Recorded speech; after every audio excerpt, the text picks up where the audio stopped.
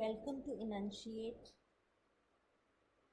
Introductory Video Part 3। हमारे last video में मैंने आपको बताया कि स्पोकन में और लिसनिंग में दोनों में स्ट्रेस की एक इम्पॉर्टेंस होती है। हमने कल देखा था वर्ड स्ट्रेस, और हमने कल ये देखा कि जो कंटेंट वर्ड्स होते हैं जैसे नाउन और वर्ब्स, उनको दूसरे फंक्शन वर्ड्स जैसे आर्टिकल्स और प्रपोजिशंस, इन पे ज़्यादा स्ट्रेस किया जाता है, जो कि एक जनरल रूल होता है। जब भी हम स्पोकन करते हैं, हम बातें करते हैं, कॉन्वर्जेशन करते हैं, पढ़ते वक्त, किताब से रीडिंग करते वक्त शायद हम ना करते हों, बट हम जब डेली लाइफ में हम कम्युनिकेट करते हैं तो हम ऐसे ही बात करते हैं। हिंदी में भी स्ट्रेस होता है, लेकिन इंग्लिश में बहुत अलग होता है। इंग्लिश में प्रोनाउंसिएशन ही चेंज हो जाती है, वर्ड्स स्ट्रेस ऐसा होता है। हिंदी में प्रोनाउंसिएशन चेंज नहीं होती, हिंदी में सिर्फ स्ट्रेस होता है। So that is the difference between the two languages. अब हम देखेंगे कि एक स्ट्रेस होता है जो कि वर्ड स्ट्रेस होता है, जो हमने कल देखा था। एक होता है सिलेबल स्ट्रेस। ये क्या होता है और कैसा होता है?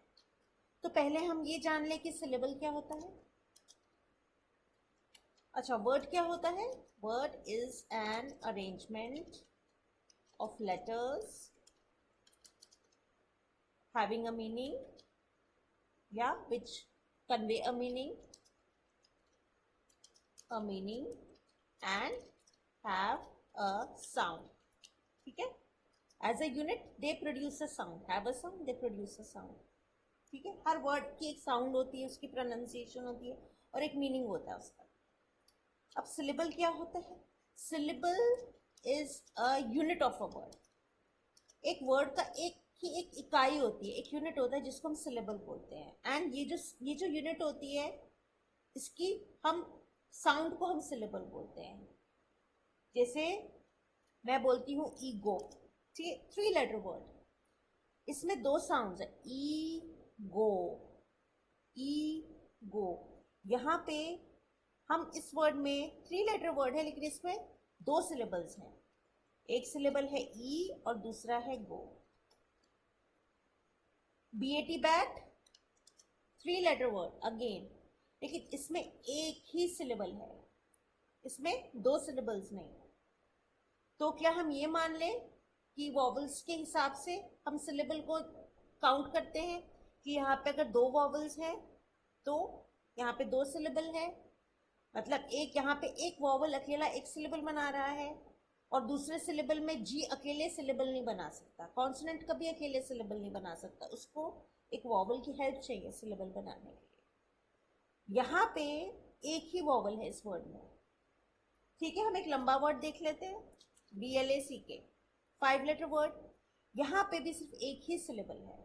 यहाँ पे 4 कॉन्सोनेंट्स हैं, लेकिन वॉवल सिर्फ एक है। ओके, एक वॉवल है तो एक ही सिलेबल होगा, चाहे कितना ही लंबा वर्ड है। अगर मान लीजिए BLEAK, यहाँ पे क्या 2 सिलेबल्स है? क्योंकि यहाँ पे तो 2 वॉवल्स आ गए। नहीं, यहाँ पे भी एक ही सिलेबल है, क्योंकि ये जो दोनों सिलेबल हैं ये मिलके एक साउंड बना रहे हैं। ठीक है, तो ये 2 सिलेबल्स नहीं है इस वर्ड में, ये एक ही मात्रा बना रहे हैं, ब्लीक, बड़ी की मात्रा बना रहे हैं, तो ये एक सिलेबल है। तो हम ये मान लें कि वर्ड की लेंथ का सिलेबल के नंबर से कोई कनेक्शन नहीं होता। 3 लेटर वर्ड में भी 2 सिलेबल्स हो सकते हैं, और 5 लेटर वर्ड में भी खाली एक सिलेबल हो सकता है। हम इन सिलेबल्स को हम डिटेल में कवर करेंगे अपने कोर्स में। मैं आगे जो ट्यूटोरियल्स में अपलोड करूँगी उसमें मैं पूरी तरह से एक्सप्लेन करूँगी और आपको प्रैक्टिस एक्सरसाइजेस दूंगी कि हम कैसे पता करें कि सिलेबल क्या होता है। अब आपको ये लगेगा कि भाई इंग्लिश तो बहुत ही डिफ़िकल्ट लैंग्वेज है, बहुत टाइम लगेगा, बहुत वो लगेगा, बहुत एफर्ट्स लगेंगे। ऐसा बिल्कुल भी नहीं है।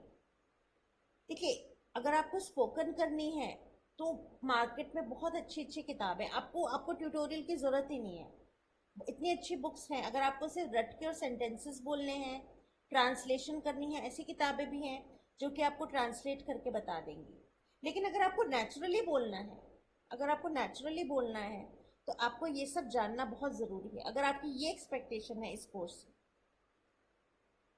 अगर आपको रटने का काम है तो वो भी ये बुक आपको रटने के लिए भी आपको काफ़ी मटेरियल दे देगी। लेकिन खाली रट के आप एक लैंग्वेज को सीख नहीं सकते, आपको लैंग्वेज को ढंग से सीखना है, और ख़ास करके अगर ऐसी लैंग्वेज हो जो कि हिंदी जितनी साइंटिफिक नहीं है। English is not a scientific language, जैसे हिंदी और संस्कृत है, बाकी इंडियन लैंग्वेजेस है। क्योंकि हिंदी में हम लिखते जैसे हम वैसे ही बोलते हैं, फिक्स रूल्स हैं। इंग्लिश में ऐसा नहीं है। हमें यहाँ पे हमें स्पेलिंग्स भी सीखनी है, पैटर्न समझने हैं, प्रोनाउंसिएशन करनी है, और मुश्किल बिल्कुल भी नहीं है। ऐसा नहीं है कि हमें इतनी सारी चीज़ें करनी है तो ये बहुत मुश्किल है, नहीं, बिल्कुल भी मुश्किल नहीं। इनफैक्ट बहुत इंटरेस्टिंग है और बहुत ईजी है, और आप बहुत इसको एंजॉय करने वाले हो। क्योंकि आपको ये आप में से जो लोग भी ये वीडियो देख रहे हैं, आप में से कुछ लोगों को शायद ये इन बातों के बारे में बिल्कुल आइडिया भी नहीं होगा, और जो बहुत फ्लुएंटली इंग्लिश बोलते हैं वो कॉन्शियसली इन बातों को नहीं जानते होंगे। हालांकि वो फ्लुएंसी से बोलते हैं, बट उनको ये सब पता नहीं होगा। ओके, आगे बढ़ते हैं। आपको मैं सिलेबल्स के बारे में थोड़ी और इन्फॉर्मेशन देती हूँ, थोड़ा हम और स्टडी करते हैं। देखिए, मैं यहाँ पे कुछ वर्ड्स हैं सिलेबल। डाइसिलेबिक जिनमें 2 सिलेबल्स हैं, देखिए जैसे वाटर है, वाटर में 2 सिलेबल्स हैं, वॉ और टर। ये जो फुल स्टॉप है, ये हमें बता रहा है कि ये यहाँ पे ब्रेक हो गया, यहाँ पे 2 सिलेबल्स हैं। ये जैसे रिटन सिलेबल्स है, जैसे हम लिखते हैं डिक्शनरी में, कैसे दिखते हैं डिक्शनरी में, ऐसे ये दो एक सिलेबल है और ये एक सिलेबल है। अब आप ये मत सोचिए कि क्या अब हमें ये सारे सिंबल्स भी सीखने पड़ेंगे, नहीं, बिल्कुल ज़रूरत नहीं है। जो मेरी बुक है उसमें मैंने हर वर्ड का हिंदी में मैंने सिलेबल में मैंने उसको डिवाइड करके दिया है। तो आपको, हालांकि मैं आपको ये भी बताऊंगी कि इन सारी मात्राएं, इनके साउंड्स हैं, वो मैं आपको पूरा आइडेंटिफिकेशन दूंगी कि आप कैसे आइडेंटिफाई करेंगे। लेकिन इसमें आपको टाइम वेस्ट नहीं करना पड़ेगा। आप बिना टाइम वेस्ट किए भी आप सारे वर्ड सीख सकते हो विद सिलेबल की कहाँ स्ट्रेस पड़ता है, इफ़ यू वांट टू, अगर आपको वो इम्पोर्टेंट लगता है तो। अब जैसे दूसरा वर्ड हम लेते हैं अप्लाई।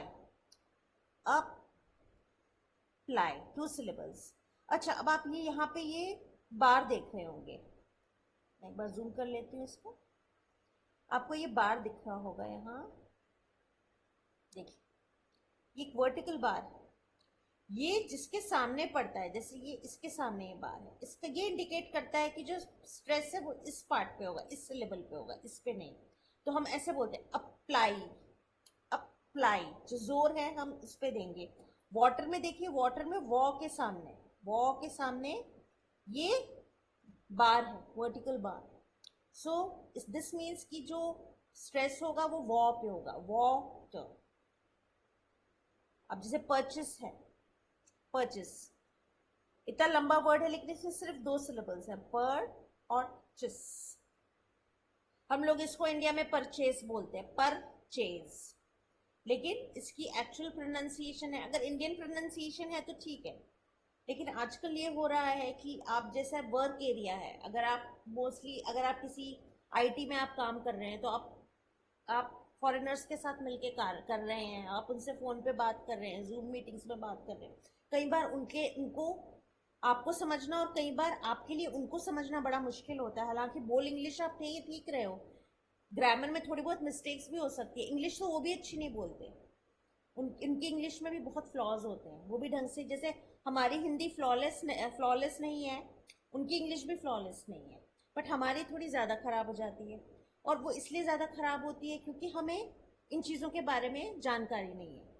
अब जैसे ये जो है प्राइमरी स्ट्रेस है, यहाँ पे किस पे, परचेस, ये है, परचेस, इट्स नॉट परचेज, ठीक है।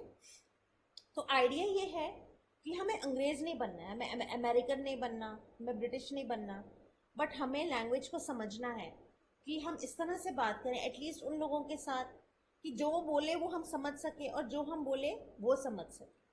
और अगर नॉर्मली भी हम बोले तो कोई प्रॉब्लम नहीं है, अगर हम परचेज को परचेज बोलना चाहें तो परचेज बोल सकते हैं। ये बिल्कुल आपकी चॉइस है, आप किस तरह से बोलना चाहते हैं वो आप डिसाइड करोगे अपने हिसाब से। यहाँ पे और कुछ वर्ड्स हैं, जैसे अम्ब्रेला, यहाँ पे 3 सिलेबल्स हैं इन दिस वर्ड। ये एक वॉवल, ये एक वॉवल और ये एक वॉवल, ऑब्वियसली 3 ही हो गए, अम्ब्रेला। हम इसको बोलेंगे अम्ब्रेला। तो अम्ब्रेला होता है, अम्ब्रेला नहीं होता। इंग्लिश में कोई भी वर्ड है, जैसे हम बोलते हैं बनाना, हम बोलते हैं बनाना, इट्स नॉट बनाना, आ की मात्रा नहीं आती एंड में।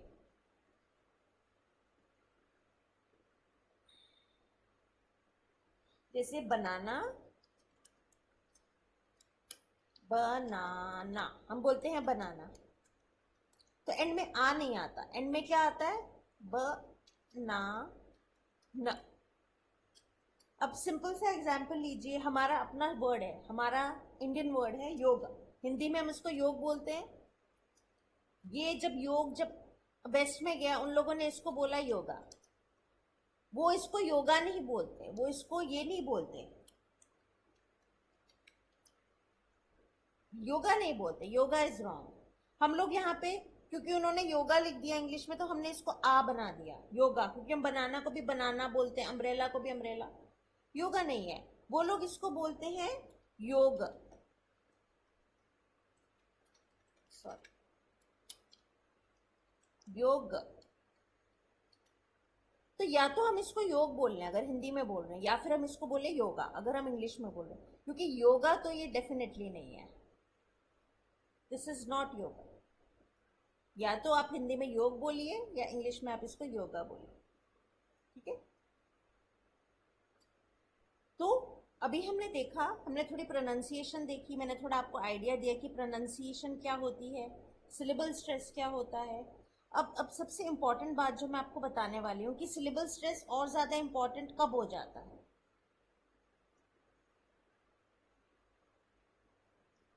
सिलेबल स्ट्रेस की क्या इंपॉर्टेंस होती है, तो देखिए इंग्लिश एक लैंग्वेज है जिसमें कि एक वर्ड है ऑब्जेक्ट। मैं एक एग्जांपल ले रही हूँ, वर्ड ऑब्जेक्ट। तो ऑब्जेक्ट के दो मीनिंग होते हैं, एक तो होता है चीज और दूसरा होता है ऐतराज, है ना, ऐतराज। चीज मतलब नाउन है ना, चीज अगर है तो ये नाउन है, नाउन मानी जाएगी, और ऐतराज है तो ये नाउन मतलब संज्ञा, और ऐतराज मतलब वर्ब, क्रिया, वर्ब, ठीक है। अब देखिए स्पेलिंग सेम है लेकिन मीनिंग अलग अलग है, ठीक है, स्पेलिंग सेम है मीनिंग अलग है। अब इस ऐतराज को हम अलग तरीके से प्रोनाउंस करेंगे, सेम स्पेलिंग है लेकिन हम क्या बोलेंगे, इसको हम बोलेंगे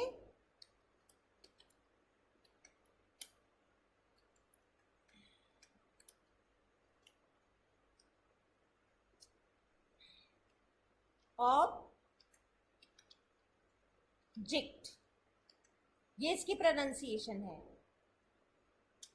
ऑब्जेक्ट। ये दो सिलेबल्स हैं यहाँ पे, एक ये वॉवल यहाँ आ गया और एक ये वॉवल ई यहाँ पे आ गया, तो ये दो सिलेबल्स हैं। लेकिन जब वर्ब है, वर्ब में हम इसे बोलेंगे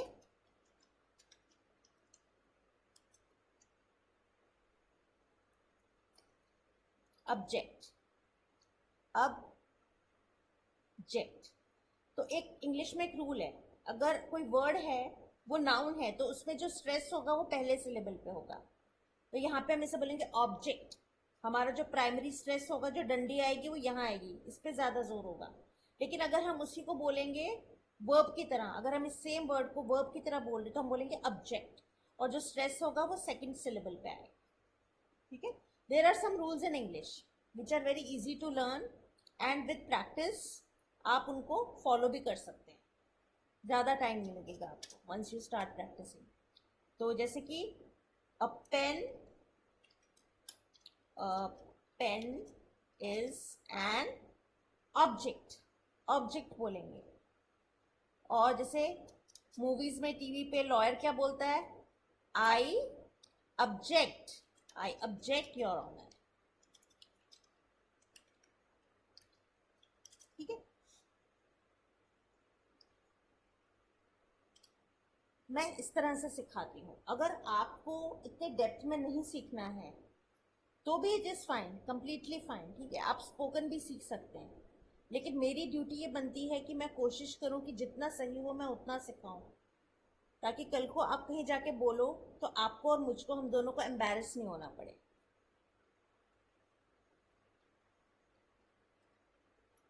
तो ये हमारा कोर्स होगा। इसमें हम सिलेबल स्ट्रेस फोनिक से शुरू करेंगे। बच्चों के लिए फोनिक होगा, एडल्ट्स के लिए डिपेंडिंग ऑन द लेवल कि उनको कितना आता है। अगर उनका बहुत बुरा लेवल है तो मुझे फोनिक से शुरू करना पड़ेगा, और फिर मैं उनको प्रोनाउंसिएशन पे और सिलेबल्स और इन सब चीज़ों पे लेके आऊँगी। ज़्यादा टाइम नहीं लगेगा, ठीक है। मैं कुछ कुछ वीडियोस में अपलोड करती जाऊँगी। मैंने ट्यूटोरियल इसलिए शुरू किया है क्योंकि कुछ ऐसे लोग हैं जो जिनके पास टाइम नहीं है, वो उनके लिए यही ज़्यादा फिजिबल होगा कि मैं वीडियोस अपलोड करूँ, देखें, और प्रैक्टिस के लिए वीकेंड्स पे वो मेरे को थोड़ा टाइम दे, 1 घंटा 2 घंटा जैसे भी है, मैं उनको प्रैक्टिस करा दूँ। क्योंकि देखिए, इंग्लिश जैसे साइंस और मैथ्स है, इंग्लिश भी एक प्रैक्टिकल लैंग्वेज है। थ्योरी हर सब्जेक्ट में होती है, लेकिन सिर्फ थ्योरी मैं यहाँ बैठ के आपको थ्योरी दे दूँ, उससे आपको ना स्पोकन आएगी ना लिसनिंग आएगी। लिसनिंग फिर भी आ जाए, लेकिन स्पोकन तो बिल्कुल नहीं आ सकती। तो उसके लिए आपको थोड़ा टाइम तो देना ही पड़ेगा, वो आपके ऊपर है। और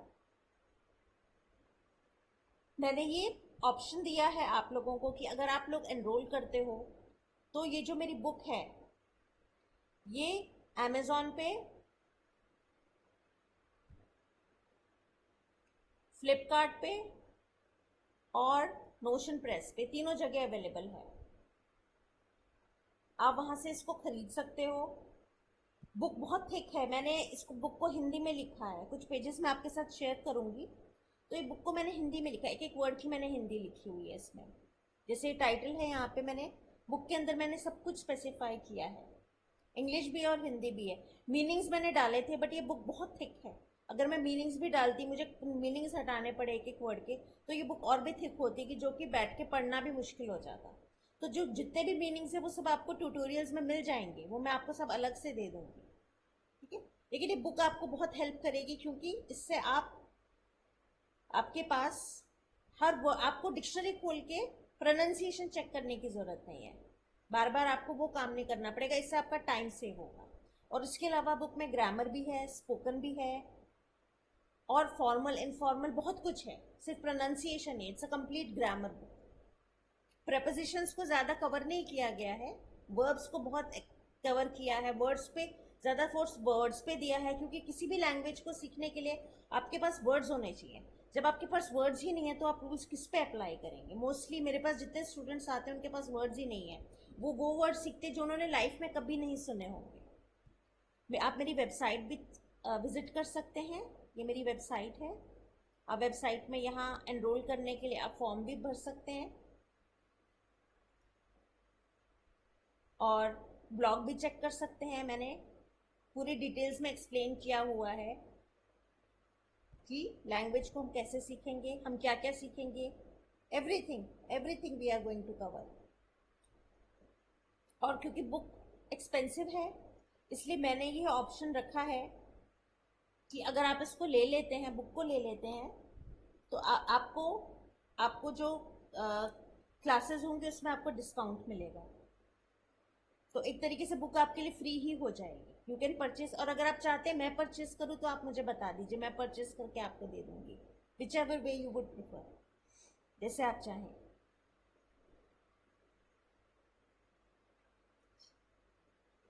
तो अब हमारी इसके बाद हमारे नेक्स्ट वीडियो में मैं आपको बताऊंगी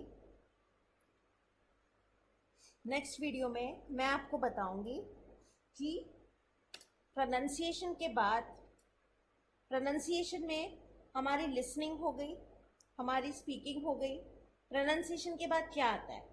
हमें 2 तरह के वर्ड सीखने हैं, एक तो है फॉर्मल कम्युनिकेशन और फॉर्मल इनफॉर्मल। फिर राइटिंग, और राइटिंग में बहुत इंपॉर्टेंस होती है पंक्चुएशन मार्क्स की। और पंक्चुएशन मार्क्स सिर्फ कॉमा फुल स्टॉप नहीं होते, बहुत सारे पंक्चुएशन मार्क्स होते हैं जो बहुत इंपॉर्टेंट होते हैं। जो लोग व्हाट्सएप करते हैं वो ये पंक्चुएशन मार्क तो बहुत अच्छे से जानते हैं, लेकिन मोस्टली पंक्चुएशन मार्क्स के बारे में पता नहीं होता ज़्यादा। और इम्पॉर्टेंट है टेंसेस। बुक में टेंसेस को बहुत डीपली मैंने एक्सप्लेन किया है, चार्ट्स हैं जिसमें कि हर ऑलमोस्ट एवरी वर्ब को मैंने कवर किया है, वर्ब फॉर्म्स हैं, और active voice, passive voice, everything is there. Tenses,